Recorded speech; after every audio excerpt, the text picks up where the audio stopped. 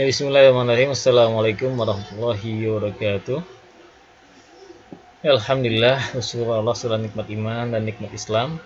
Kita berselawat Nabi kita, guru terbaik kita yang mengajarkan kita kebaikan di dunia dan akhirat, yang mengajarkan juga kepada kita contoh berdagang yang benar, contoh memproduksi, menganggarkan segala sesuatu, yang memberikan batasan halal dan haram ya terkait dagang ini, karena di antara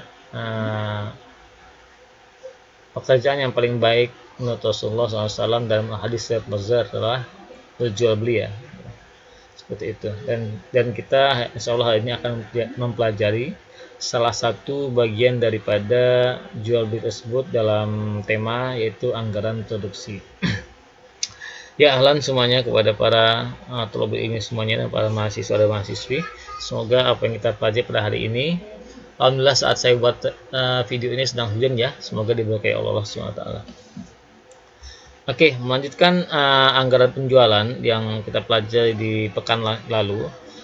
Kelanjutan dari anggaran penjualan adalah anggaran produksi. Jadi kalau kita sudah buat anggaran penjualan, saat itu juga kita langsung bisa membuat anggaran produksi. Emang urutannya seperti itu. Jadi sekarang konten yang akan kita pelajari dalam tema anggaran produksi ini adalah pertama adalah definisi, tujuan, bagaimana penyusunan, dan ada beberapa bentuk ya anggaran produksi. Di antaranya adalah yang mengacu pada produksi stabil, produksi bergelombang. Ini maksudnya lebih kepada dengan pendekatan pada persediaan ya. Yang terakhir adalah fleksibel ya. Jadi ada yang acuannya adalah produksi yang stabil, yang kedua adalah persediaan yang stabil, yang ketiga fleksibel. Di antara keduanya boleh fleksibel gitu kan, tergantung dengan kondisi perusahaan yang umumnya sangat beragam seperti itu. Yang pertama, sebelum kita masuk kepada tema kita pada hari ini, kita harus tahu dulu sih apa sih sebenarnya anggaran produksi. Ya, anggaran produksi ya kembali ke bahasa tema produksi itu sendiri, yaitu anggaran yang dibuat untuk membiayai proses mengolah bahan mentah menjadi barang jadi. Ya, jadi ada persediaan situ, ada membeli bahan baku segala macam ya. Dan dia emang dibuat tepat setelah adanya anggaran penjualan. Jadi anggaran penjualan, angka yang muncul di anggaran penjualan itu akan menjadi salah satu acuan untuk membuat anggaran produksi. Jadi nggak bisa membuat anggaran produksi tanpa anggaran penjualan sudah fix. Jadi kalau sudah jelas anggaran penjualannya berapa, baru kita akan bisa menentukan anggaran produksi seperti itu. Ada beberapa hal yang terkait dengan anggaran produksi. Pertama yaitu beberapa tingkat produksi ya. Terus ini ditentukan nanti ada rumusnya dari anggaran penjualan. Terus ada fasilitasnya, ada tingkat persediaan barang jadi. Nah, data yang diperlukan untuk membuat anggaran produksi yang pertama adalah estimasi jumlah barang jadi yang akan dijual. Artinya ini angka ini berasal dari anggaran penjualan. Makanya ini adalah angka pertama yang harus ada ya. Jadi kalau angka estimasi ini belum ada, kita belum bisa membuat anggaran produksi seperti itu. Yang kedua dan ketiga adalah estimasi jumlah persediaan barang jadi pada akhir periode dan pada awal periode. Nah, ini biasanya ditentukan oleh kebijakan manajerial perusahaan. Oh, kira-kira estimasinya di awal ini sisa dari tahun kemarin berapa, itu kita sisain dari tahun kemarin berapa. Atau nanti di akhir tahun kita rencana menyisakan persediaan untuk produk kita ini berapa gitu kan. Nah, itu tergantung daripada kebijakan perusahaan ya. Mungkin ada yang besar, ada yang kecil gitu kan. Tergantung bagaimana di awal tahun tuh kagetnya. Misalnya dia pengen ada promo di awal tahun gitu. Otomatis dia harus stoknya barang persediaan akhirnya harus banyak gitu. Karena dia ada kebijakan untuk mengadakan promo di awal tahun seperti itu. Ya, sama ketika otomatis kalau sudah ada promo di awal tahun, otomatis kebijakan persediaan akhirnya harus di akhir periode harus banyak. Nah, itu akan menentukan nanti di awal periode selanjutnya seperti itu.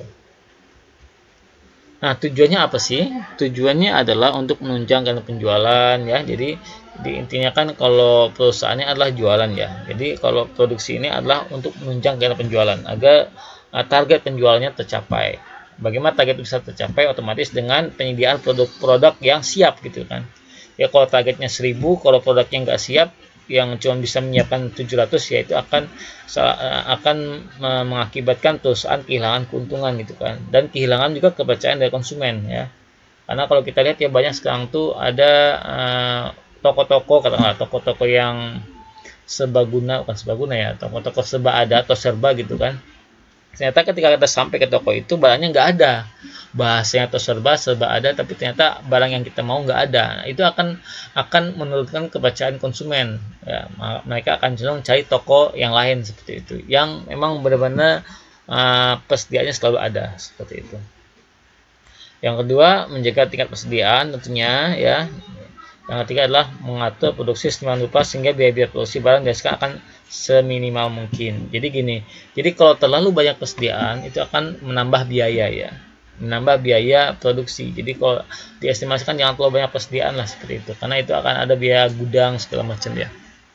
Atau jangan terlalu misalnya di periode tertentu ternyata SDM-nya akan kurang, misalnya di periode Lebaran gitu kan, di periode akhir tahun gitu kan.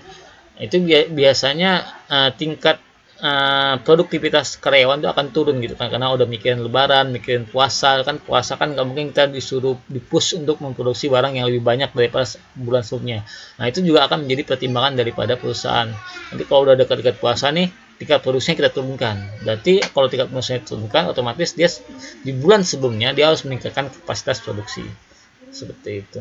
Atau di akhir tahun misalnya, orang udah persiapan liburan akhir tahun panjang nih, atau ada acara SDM mengagendakan ada acara family gathering gitu kan, otomatis di akhir tahun itu sudah produksi akan turun, misalnya awalnya 1.500 jadi 250, otomatis di bulan November atau di bulan September itu kapasitas produksi harus ditingkatkan supaya target penjualannya tetap stabil ya.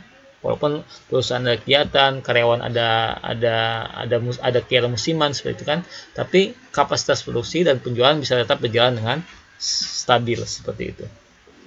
Nah, kuncinya apa? Ada efektif dan efisien ya. Jadi efektif itu apa sih? Efektif itu adalah bagaimana kita melakukan sesuatu dengan benar gitu kan. Inputnya X, hasilnya juga sama gitu kan, antara input dan output sama.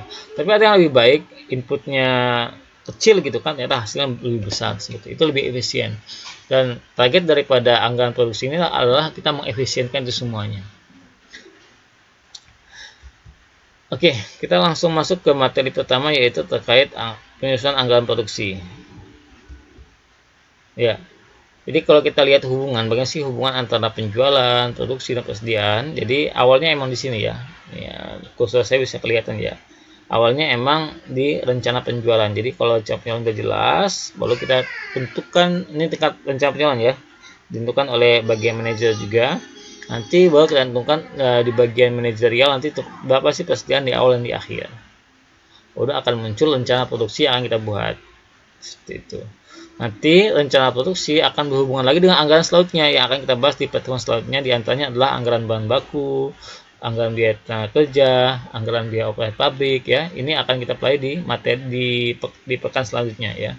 Yang kita pelajari adalah ini. Nah, ini hubungannya ya. Jadi hubungan antara apa yang kita pelajari di pekan kemarin dan apa yang akan apa hubungannya dengan yang akan kita pelajari di pekan selanjutnya, seperti itu. Jadi ini cukup sentral karena dia posisinya di tengah ya. Seperti itu. Oke, ini rumus acuannya, rumus dasarnya ya. Jadi ada, bisa dilihat ya, di rencana penjualan itu adalah nanti ditambah dengan persediaan akhir. Jadi rencana penjualan ini datanya tadi berasal dari anggaran penjualan. Persediaan akhir ditentukan oleh kebijakan manajerial. Persediaan awal juga ditentukan oleh kebijakan manajerial. Kebutuhan selama 1 tahun berarti tinggal dikalikan aja. Jadi ini berapa, dari ini juga dari anggaran penjualan ya. Baru nanti keluar hasil berapa yang harus diproduksi. Seperti itu. Rumusnya ini ya, kalau ini kan kalau di kebawahin ya, kalau dikesampingin seperti ini, jadi anggaran penjualan ditambah dengan kebijakan persediaan akhir dikurangi persediaan awal, baru ketemu anggaran produksi. Oke. Selanjutnya adalah langkah penyusunan. Ini sangat teoritis ya. Mungkin akan sangat dinamis saat bertemu di lapangan teman-teman saat sudah kerja nanti. Langkah-langkah ini akan sangat dinamis ya, tergantung dengan culture yang ada di perusahaan tersebut. Ya, pertama adalah menentukan periode waktu yang akan dipakai. Jadi periode waktunya kapan ya? Tahun 2020 kah, 2021 kah? Atau tahun dasarnya kapan, 2020 ya. Menentukan satuan fisik barang yang harus dihasilkan ya. Satuan fisiknya apakah kilogram atau apakah unit ya. Apakah kalau kalau kita produksinya adalah cabai kan, bukan cabai ya, kayak gula gitu kan, 1 kilo gitu kan, atau kalau kita ada perusahaan yang bikin snack misalnya, snack jajan anak itu juga ada kapasitasnya ya. Misalnya dia satu snack itu ukurannya adalah 10 on gitu kan. Nah, itu juga adalah satuannya. Jadi itu kalau satuannya hanya satu kresek gitu kan, itu kan nggak susah terukur. Satu kresek itu berapa sih gitu kan. Jadi orang bagian produksi harus bisa tahu nih, ini ukurannya satu satu snack ini 10 on. Atau katakanlah jual produk susu bayi gitu kan, ada yang kategori 400 gram gitu ya, ada yang 100 gram ya. Kalau susu bayi lah, susu bubuk pada umumnya kan, itu kan ada 400 gram, ada yang 100 gram, ada yang 600 gram gitu kan, ada yang 1 kilogram gitu kan. Nah, itu akan menentukan tingkat produksinya berapa seperti itu. Akan menentukan nanti biaya bahan bakunya berapa. Untuk kategori produk susu dengan berat 400 gram, contohnya seperti itu. Nanti baru di pelaksanaan baru nanti bagian produksi, manajer produksi menentukan kapan barang akan diproduksi, di mana barang itu akan diproduksi, kapan ya, jadi kapan nih waktunya, kapan nih, di bulan apa nih kita harus produksi di angka segini, di mana, apakah kita harus sewa pabrik, apakah di pabrik sendiri itu kan. Urutan prosesnya ya, bahasanya itu supply chain ya. Supply chain itu mata rantainya dari supplier sampai ke marketplace, dari kita beli bahan bakunya di mana sampai kita jualan di marketplace-nya di mana, taruhnya nanti di mana, seperti itu. Terus biasanya juga ada SOP dalam penggunaan fasilitas, itu jelas ya. Jadi kalau kita lihat orang kerja bangunan kan ada SOP-nya kan, safety first gitu kan, keselamatan yang paling utama gitu kan. Atau misalnya dalam penggunaan alat tertentu, oh ini jangan jangan dimatikan, jadi harus didinginkan dulu atau seperti apa gitu ya. Jadi jangan menghidupkan mesin sebelum terkonek dengan ini, misalnya genset misalnya. Itu adalah SOP ya. SOP dari itu sangat teknis ya. Jadi ada beberapa teknis itu biasanya ditulis di dalam di setiap fasilitas yang digunakan ya. Jadi manual instruksinya seperti apa.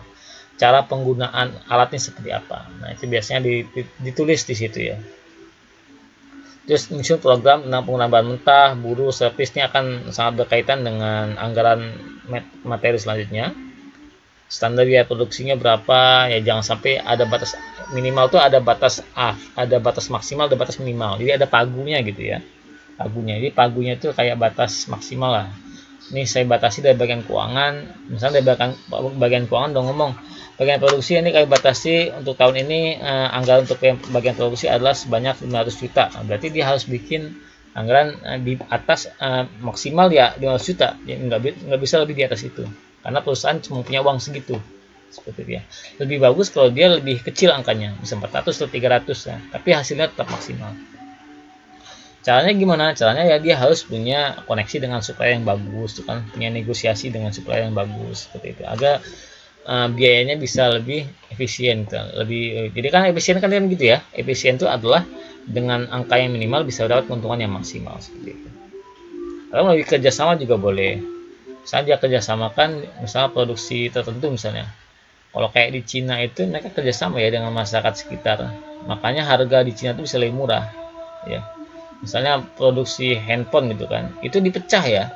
Jadi yang buat LCD itu kampung X, yang buat apa misalnya casingnya kampung Y gitu kan. Jadi seperti itu, dipecah, dan itu kerjasama ya antara pemerintah, emang didukung sama pemerintah ya. Yang ketiga, yang tujuh adalah perlu ada evaluasi ya, setiap program harus ada evaluasi. Nah, bagaimana kita menentukan kebijakan persediaan akhir? Ya, ini tergantung bagaimana sifat permintaan yang ada dalam perusahaan. Dan ini sangat fluktuatif dan biasanya berdasarkan data historis ya. Data historis seperti apa? Atau tren kedepannya seperti apa juga bisa. Oh, tren ke depan nih orang lebih banyak traveling nih. Otomatis produk-produk yang berbau traveling akan lebih banyak ditingkatkan, seperti produk bag ya, atau backpacker ya, yang atas ya, yang untuk, atau produk naik gunung. Dulu naik gunung zaman saya masih kuliah itu sangat dikit orang naik gunung ya. Zaman sekarang rame, jadi gunung tuh agak kurang kurang apa ya, kurang syahdu di gunung sekarang tuh, karena terlalu rame kayak pasar. Apalagi gunung-gunung yang levelnya 2000 mdpl atau 3000 ya, 3000 ke bawah tuh rata-rata rame ya. Jadi kalau dulu saya zaman kuliah itu alhamdulillah tuh masih syahdu, masih nikmat lah ke gunung itu. Jadi daripada ke pantai yang ramai, kita lebih cenderung dulu ke gunung yang sepi. Itu tergantung hobi ya masing-masing. Ada yang suka keramaian, ada yang suka keheningan, bahasanya seperti itu. Nah, patokannya kembali ke materi, kalau persediaan ini nggak boleh terlalu banyak ya. Tadi saya bilang kan di awal, tidak menyimpan terlalu besar dan tidak sampai kehabisan persediaan di gudang. Jadi bahasanya seperti itu. Kalau terlalu besar, otomatis biaya untuk stoknya akan menambah. Jadi akan menambah biaya produksi dan itu otomatis nggak efisien ya. Yang kedua, jangan sampai kehabisan persediaan. Jadi kita udah udah target nih nanti di Lebaran ini. Nanti coba di Lebaran ini kan orang permintaan banyak. Sedangkan dari sisi perusahaan, karyawan itu juga sibuk menyiapin Lebaran gitu kan. Otomatis dia harus stok dari awal tuh banyak di bulan, misalkan bulan puasa kan bulan April ya, pertengahan. Berarti otomatis di bulan Maret dia harus sudah stok banyak itu. Karena nanti kalau tapi stok banyaknya jangan terlalu banyak gitu, maksudnya jangan terlalu numpuk di Maret gitu kan. Dimulai dicicil dari bulan Februari gitu kan. Mulai dari bulan Februari. Kalau terlalu banyak stok malah itu nggak bagus, akan nambah biaya produksi. Nah, seperti itu ya. Atau jangan sampai kehabisan persediaan di gudang. Saat bulan Lebaran kan permintaan banyak, tapi produksi dari karyawan itu menurun gitu kan, karena karyawannya sibuk pulang kampung juga, sibuk mudik gitu kan. Otomatis di gudang itu harus sudah siap barang-barang yang akan dijual ya, walaupun karyawannya pulang kampung seperti itu. Nah, cara menentukan besarnya misalnya disesuaikan dengan kebutuhan bulanan. Jadi ada tingkat kebutuhan persediaannya. Jadi persediaan awal ditambah persediaan akhir dibagi 2 gitu kan. Jadi persediaan awalnya berapa, jadi persediaan awalnya biasanya angkanya udah ada. Kita lihat dari angka tahun lalu, oh ternyata sisa dari tahun lalu, jadi persediaan awal itu adalah sisa dari unit produk yang dijual di tahun lalu, ada sisanya gitu kan. Sisanya katakanlah 1.500 gitu, atau sekitar 1.000 unit gitu kan. Terus kita target lagi. Nanti di akhir tahun target dari perusahaan, ini kebijakan ya, ini kebijakan. Silakan nanti bisa ditentukan berdasarkan kebijakan manajer perusahaan. Saya pengen di akhir tahun karena saya pengen tahun depannya ada promo gede ini. Saya pengen stoknya itu 2.000. Jadi stok awal tahun kemarin itu adalah 1.000. Tahun ini saya maunya stoknya 2.000. Karena di tahun 2022 saya pengen promo gede-gedean nih. Karena promo awal tahun gitu kan, promo gede-gedean. Jadi tinggal ditambah ya. Jadi 1.000 ditambah akhirnya targetnya 2.000 dibagi 2. Jadi sekitar 1.500. Seperti itu. Nah, ini kalau kita buat dalam bentuk tabel ya. Ini contohnya adalah perusahaan PT Berkah Sejahtera ya. Wah, ini belum ada nggak perusahaannya Berkah Sejahtera nih? Saya asal tulis aja nih. Ya, sini kalau kita lihat ada tabel persediaan awal, persediaan akhir. Nah, kalau yang biru ini penjualan, emang ini dari hasil anggaran penjualan. Makanya ini sangat penting ya. Kalau anggaran penjualannya belum ada, kita belum bisa buat anggaran produksi. Nah, makanya ini angkanya udah fix. Jadi dari bagian penjualan udah ngasih angka. Nih bagian produksi, dari bagian marketing, dari bagian penjualan, dari bagian manajerial udah ngasih angka nih. Kami akan jual di tahun ini dengan angka segini, tiap bulan seperti ini. Ini estimasinya dia rencana jualannya per bulan ya. Nah, biasanya dibagi misalnya bisa sama penjualannya ya, rata gitu kan. Misalnya targetnya adalah 1.000, katakanlah 60.000 unit, berarti tinggal dibagi 12 sama dengan 12.000 ya, sama dengan 12.000 unit per bulan. Itu bisa rata.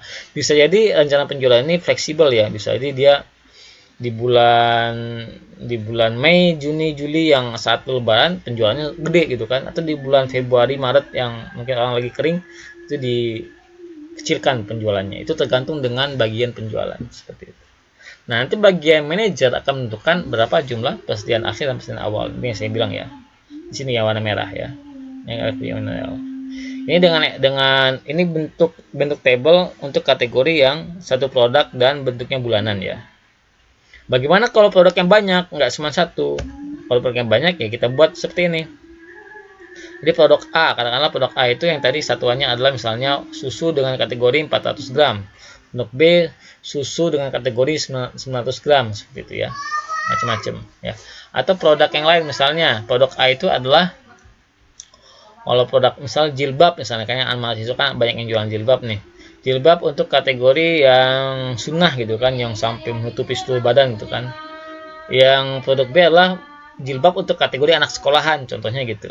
Jadi kan produk A kategori anak kuliahan, produk B untuk kategori anak sekolahan. Beda tuh kan biasanya kan. Anak sekolahan biasanya lebih simple gitu kan. Atau produk kalau yang putra misalnya produk gamis misalnya kan. Ini gamis yang A katakanlah produk untuk produk muslim untuk laki-laki, ini untuk produk B produk muslim untuk perempuan gitu kan. Nah ini macam-macam ya, tinggal disesuaikan aja formatnya. Oke. Nah sekarang bagaimana menentukan periode dan penekanan anggaran. Jadi pertama adalah membagi dalam periode yang lebih terperinci. Nah ini ada pilihan ya, bisa bulanan bisa tribulanan. Kalau bulanan seperti ini, kalau tribulanan seperti ini ya. Makin spesifik sebenarnya makin bagus ya, yang spesifik makin bagus. Jadi nah setelah itu ada pendekatannya. Jadi untuk membuat anggaran produksi ini ada 3 pendekatan. Pertama adalah pendekatan stabilitas produksi, kedua adalah pendekatan stabilitas persediaan, yang ketiga adalah pendekatan kombinasi. Ya, ini 3 pendekatan ini adalah pilihan ya, pilihan metode dalam menentukan anggaran produksi. Ya, ini tergantung kebijakan perusahaan masing-masing. Nah, sekarang kita masuk ke pendekatan tadi. Sekarang kita akan bahas satu-satu pendekatan anggaran produksi. Yang pertama adalah produksi stabil. Ya, ini sudah saya sampaikan tadi biasanya. Yang ketiga adalah fleksibel ya, atau kombinasi ya. Fleksibel sama kombinasi sama aja. Apa kelebihan dari produksi stabil? Ya, otomatis karena dia acuannya adalah produksi, otomatis ya peralatannya lebih stabil. Jadi bisa jelas nih produk ini, karena kita misalnya jelas tiap bulan pengen memproduksi 1.500, otomatis kapasitas mesin yang kita butuhkan itu stabil jumlahnya ya. Katakanlah satu mesin bisa menghasilkan 300 produk, artinya kita hanya butuh 5 mesin gitu kan, jelas itu angkanya. Pengadaan bahan baku juga jelas, semua tenaga juga jelas bekerja secara stabil. Misalnya gini sama ya, misalnya satu pekerja bisa menghasilkan 30 produk gitu kan, 30 produk, berarti tinggal dibagi 1.500 dibagi 30, berapa tuh? 3. Berarti kita hanya butuh 50 karyawan seperti itu. Jelas ya. 50 karyawan stabil. Jadi satu hari bisa menghasilkan satu produk gitu kan 30. Ya, berarti kita hanya butuh 50 karyawan. Dan angkanya stabil aja seperti itu. Jadi mereka nggak perlu lembur gitu kan, karena kerjanya stabil aja. Ya, saya cuma harus menyelesaikan satu produk per hari gitu. Kan enak gitu ya. Di karyawannya enak, di bagian produksinya juga enak gitu. Tapi ada biaya pemeliharaan yang besar ya. Risiko rusak hilang shoot besar ya. Jadi ada risikonya ya. Jadi kalau semuanya telah stabil ada risikonya. Juga ada risiko tiba-tiba misalnya kan namanya orang jualan kan nggak pasti ya. Bisa jadi hari ini banyak yang beli, besok ya bisa jadi besok sedikit yang beli. Nah kalau tiba-tiba banyak itu kan kaget gitu. Kalau kita acuannya produksi yang stabil, tiba-tiba ada permintaan sekitar 5.000 unit, sedangkan kita hanya biasa produksi 1.500, mau kaget tuh. Bagaimana caranya tuh? Nah, ini salah satu kelebihannya. Salah satu kekurangannya. Jadi dia nggak bisa melayani tiba-tiba ada permintaan besar yang tiba-tiba banyak.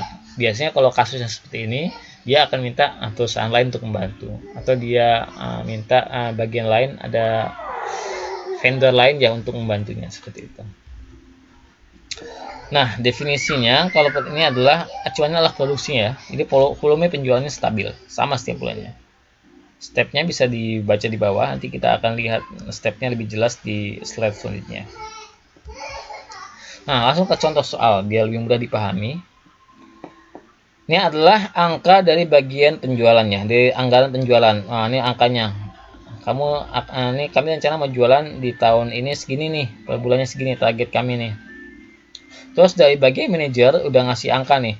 Nanti dari persen awalnya bulan lalu nih adalah 2.000, nanti di akhir tahun itu adalah 1.500 ya. Ini adalah kebijakan. Sekarang buatlah anggaran produksi dengan pendekatan stabilitas produksi. Oke. Langsung masuk ke langkah pertama. Langkah pertama gampang, tinggal cari anggaran penjualan. Anggaran penjualannya 14.200. Dari mana angka ini? Dari penjualan ini ya.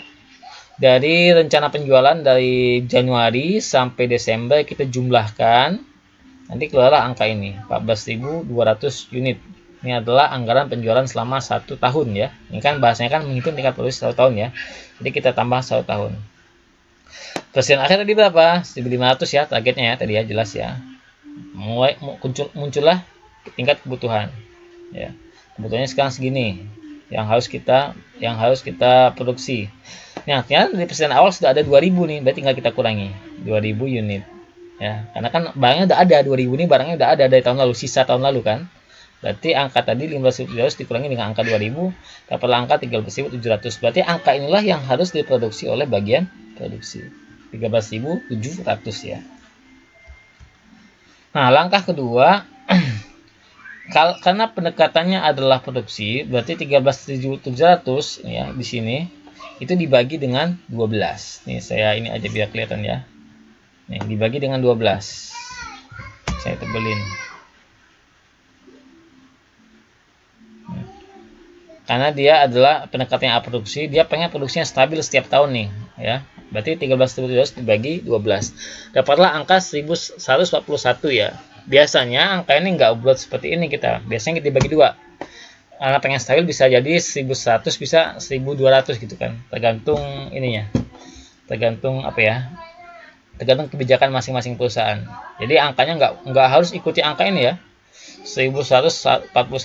Ini gimana 0,66 itu gimana memproduksinya? Masa kita memproduksi 1/6 produk gitu kan, nggak mungkin kan. Makanya angkanya dibulatkan semuanya, bisa 1.500, bisa 1.100 ya. Kalau jauh ya, kalau 1.500 bisa 1.100, bisa 1.200 ya. Tergantung kebijakan perusahaan. Nah, kalau dalam konteks ini dibuatlah 5 bulan itu dibuat 1.100 gitu kan. Dibuat 1.100. Dan di bulan Mei sampai November dibuat 7 kali 1.100 7.700 ya. Ya, untuk 5 bulan pertama itu 1.100 ditambah 100. Jadi dinaikin ya. Jadi dia selama 5 bulan ini memproduksi 1.500 ya. Jadi ditambahkan 100 ya. Dilebihkan gitu. Jadi selama 5 bulan dari bulan apa nih? Januari, Februari, Maret, April, dan Desember. Nah, ini biasanya karena persiapan Lebaran kan, jadi persiapan puasa kan, jadi dari Januari sampai April ini dinaikkan 1.200. Nanti bulan Desember karena ada target akhir dan mungkin di akhir tahun juga akan banyak penjualan, maka dinaikkan di akhir. Maaf. Jadi dinaikkan di akhir ya. Jadi bulan Januari, Februari, Maret, dan April itu 1.200 dan bulan lainnya 1.100. Jika ditambahkan angkanya sama 13.700 ya. Jadi poinnya adalah angkanya sama-sama 13.700 ya. Kan itu kan targetnya segitu.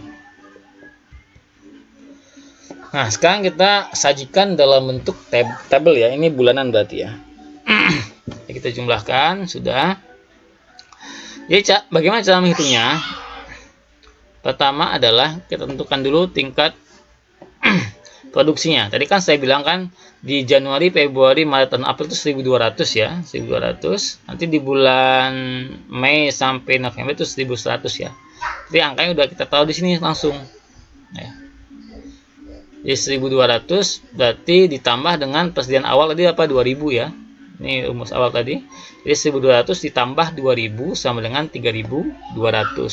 Nah, 3.200 dikurangi dengan rencana penjualan di bulan Januari. Nah, ini angka dari anggaran penjualan. Berarti 3.200 dikurangi 1.500. Hasilnya berapa? 1.700. Ini akan menjadi sisa dari produk dari bulan Januari. Dimasukkan ke dalam persediaan awal di bulan Februari. Jadi sisa dari produk akhir di bulan Januari akan menjadi persediaan awal di bulan Februari. Jadi tinggal kita tambahkan terus 1.200 tambah 1.700 sama dengan, kita lihat hasilnya berapa? 2.900. 2.900 dikurangi dengan 1.600. Dapatlah angka berapa? 1.300. Nah, seperti itu kembali ditaruh di sini ya. Kembali ditaruh di persediaan awal di bulan Maret dan begitu seterusnya. Jadi poinnya di sini adalah tingkat produksi yang di warna biru ini relatif angkanya stabil. Lihat, yang lain berfluktuatif ya, angkanya jauh beda-beda ya. Ada 2.000, ada 1.700, Ada yang persediaan juga ini ya, angkanya juga fluktuasinya sangat tinggi. Tapi di tingkat produksi angkanya sangat stabil. Angkanya sangat stabil. Jadi dia targetnya ada di sini. Tingkat produksinya stabil.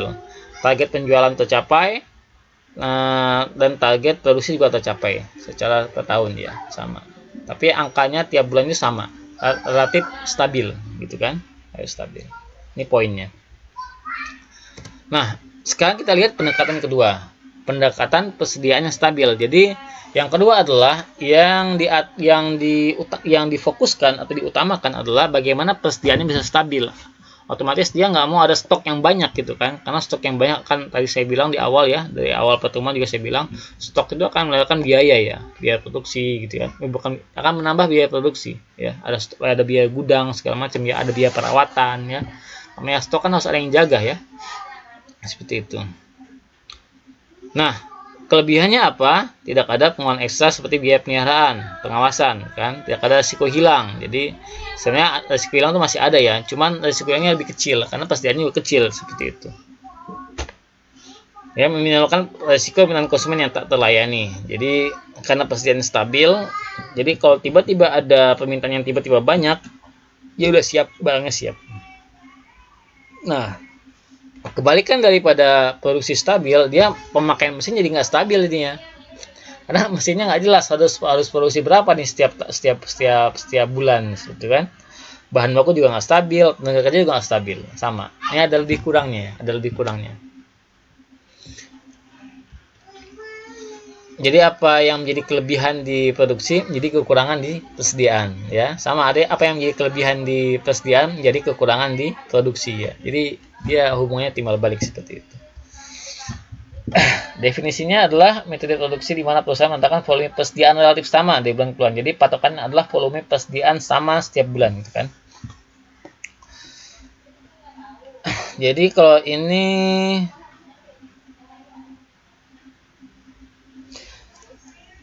ya, kita maksudnya ada stepnya juga sama ya. Ada tambahan di sini. Kalau kita lihat perbedaan di langkahnya ada di ini ya.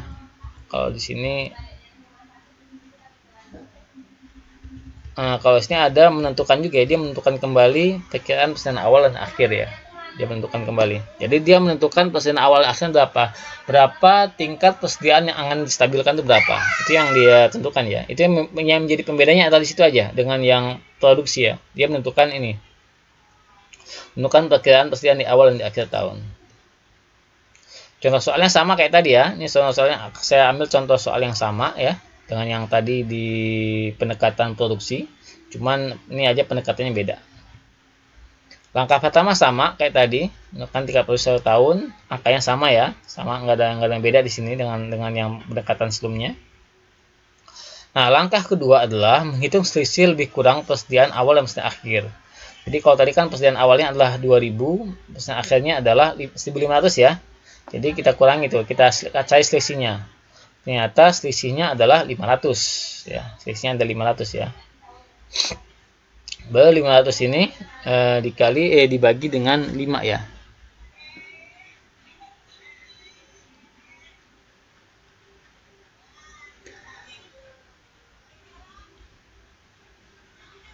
Nah, jadi patokannya di sini adalah kembali ini acuannya adalah persediaan. Jadi sama kayak rumus tadi, ada 5 bulan yang kalau tadi kan 5 bulan yang tingkat produksinya besar gitu kan. Tingkat produksinya ada di angka ini, ada bulan Januari, Februari, Maret, April nih yang 5 bulan ini yang tingkat produksinya yang besar. Nanti kalau di persediaan berarti nanti tingkat produksinya itu yang ada 5 bulan tingkat produksinya yang besar. Sama seperti itu ya. 7 bulan yang rendah berturut-turut ya. Jadi kalau kita bahasakan seperti apa? Nah, patokannya di sini berarti ya. Patokannya di sini. Patokannya bukan di tingkat produksi tapi patokannya adalah di persediaan akhir. Jadi kita tentukan dulu persediaan akhirnya ya. Oh, saya pengen persediaan akhir di bulan Januari sampai bulan ini, katakan ini contoh ya. Sampai di bulan Mei itu 1600 selama 5 bulan ya. Sisanya 1500, jadi stabil ya. Jadi persediaan akhirnya stabil ya. Jadi kalau tadi kita tentukan dulu di sininya tingkat produksinya, kalau sekarang yang kita tentukan adalah di persediaan akhirnya. Oke. Dan akhirnya. baru masuk ke rumus. Jadi sama rumusnya kalau kita lihat sini 1100 ditambah, ya tingkat produksi menyesuaikan berarti. Tingkat produksi menyesuaikan. 1100 ditambah 2000 sama dengan 3100. Nanti 3100 dikurangi dengan 1500, dapatlah angka 1600 ya. Dapatlah angka 1600. Atau bisa dibalik ya sebenarnya ya. Bisa dibalik ya. Jadi 1500 karena yang kita tentukan di awal adalah persediaannya, berarti rumusnya adalah 1500 penjualan tadi ditambah dengan 1600 ya, dapat hasil 3100. 3100 dikurangi dengan 2000, dapatlah angka 1100. Jadi tingkat produksi itu menyesuaikan dengan rencana persediaan. Jadi tingkat produksi disesuaikan dengan rencana persediaan. Saya ulangi ya, tingkat produksi dalam pendekatan persediaan adalah disesuaikan dengan persediaan. Oke, dapatlah hasil seperti ini ya. Jadi sama seperti ini. Ini kembali ke sini, maaf ini susah hilang. Jadi dari 1900 tetap ke sini ya. Nah, rumusnya sama, berarti 1600 ditambah 1600 dapat angka 3200. Nanti dikurangi dengan 1600 dapatlah angka 1600. Begitu selanjutnya ya. Begitu selanjutnya sampai akhir. Yang penting angka di sini adalah sama ya. Pasti sama karena ini udah dihitung di sini. Pastikan kalau seandainya angka yang ininya nggak sama, nggak 13.700, berarti hitungannya salah ya. Kalau ininya bukan 13.700 berarti hitungannya salah. Oke, patokannya di sini. Nah, metode yang ketiga adalah pendekatan kombinasi. Ini saya pisah karena pendekatan ini yang mungkin paling banyak digunakan oleh perusahaan ya, karena lebih fleksibel. Karena culture dan gaya perusahaan, budaya penjualan juga beda-beda gitu kan.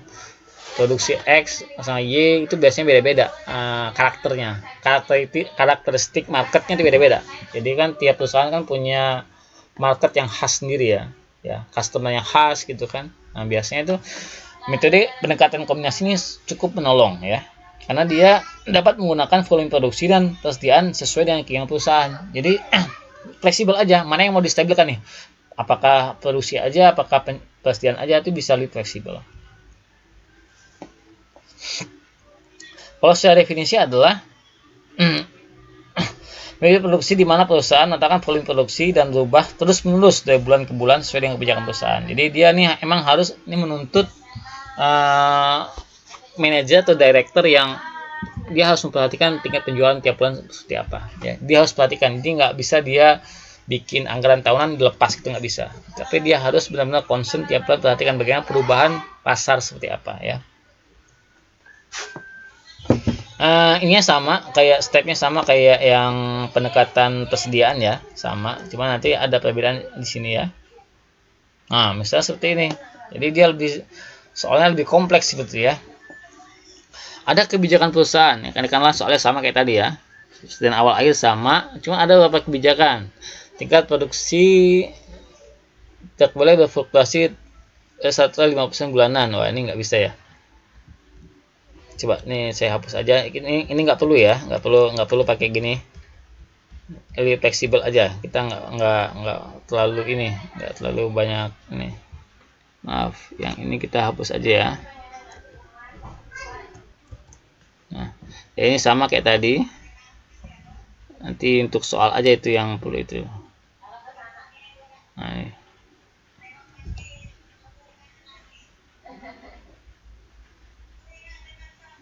Oke. Jadi soalnya kita samakan dengan soal sebelumnya, jadi biar lebih kelihatan perbedaannya. Sekarang buatlah anggaran produksi dengan menggunakan stabilitas kombinasi. Nah, langkah pertama sama persis ya, sama persis. Langkah kedua, nah seperti ini. Kita tidak menentukan persediaan akhir, juga tidak menentukan tingkat produksinya berapa. Tapi kita sesuaikan aja dengan culture perusahaan. Misalnya seperti ini. Wah, ini beda-beda ya. Misalnya, nah ini kalau saya pribadi pikirnya ketika buat ini nih, di bulan Mei, ini kan di bulan sekarang ini kan April ini udah masuk bulan puasa ya. Bulan Mei orang lebaran otomatis udah banyak yang pulang kampung. Jadi estimasi saya tadi itu Jadi di bulan Mei itu produksi akan turun, ya. Bulan Juni orang juga masih liburan gitu kan, masih belum habis lebaran kan, biasanya orang masih ikut sawalan, masih banyak keluarga gitu kan. Jadi kapasitas produksi akan tidak stabil gitu kan, maka masih di angka 750 kan. Selama 3 bulan saya estimasikan di angka 750 seperti ini. Dan di bulan Juni ini kan, karena ini ya, target saya di bulan Juli kita nggak terlalu banyak mengeluarkan untuk biaya persediaan. Kenapa? Karena perusahaan akan lebih banyak mengalokasikan anggaran untuk biaya THR. Contohnya gitu kan. Otomatis biaya anggaran kita kurangi, untuk biaya stok gudang kita kurangi. Gitu. Agar alokasi anggaran untuk THR karyawan bisa kita berikan seperti itu. Makanya saya bikin produksi seperti ini sangat fleksibel, beda-beda. Ya. Tapi lebih cenderung dengan pendekatan dengan pendekatan ini ya, stabilitas produksi ya. Jadi kita lihat sini produksinya stabil, karena produksi stabil ini juga akan mempengaruhi ini ya, akan menyesuaikan dengan jumlah tenaga kerja, dengan jumlah mesin yang kita gunakan. Makanya saya lebih cenderung di sini pakai pendekatan stabilitas produksi ya. Kecuali di bulan Mei, Juni, Juli ya. Estimasinya apa? Mesin itu kan setelah 4 bulan bisa diistirahatkan gitu bahasa saya itu. Jadi ada beberapa mesin yang mungkin kapasitas produksinya bisa sampai 1.500. Cuman di sini kita kurangi untuk bisa maintenance di situ. Jadi karyawannya bisa istirahat dan mesinnya juga bisa maintenance seperti itu ya. Jadi seperti itu. Ini kebijakan perusahaannya. Bagaimana perusahaan melihat, wah baiknya seperti apa gitu kan. Di sini juga gudangnya juga karena lebaran kan, juga banyak orang buka pecas gudang, makanya dikurangi seperti itu. Dikurangi. Nah, yang penting, yang paling utama adalah angka akhirnya sama 13.700. Karena ini adalah sudah menjadi rumus awal ya. Rumusnya sama kalau ini. Berarti saya tentukan misalnya tingkat produksi 1250. Cukup 250 karena berawal tahun ya. Dan kita juga masih ada stok dari bulan lalu itu 2000. Berarti ada sekitar 3.250 ya. Jadi tinggal penjualannya ternyata 1.500, berarti dikurangi dapatlah 1.250 ya. Nah, tapi di bulan April karena kita mau lebaran, kita stok banyak di sini ya. Tapi lihat, produksinya kecil ya. Lihat. Stoknya banyak tapi produksinya kecil ya.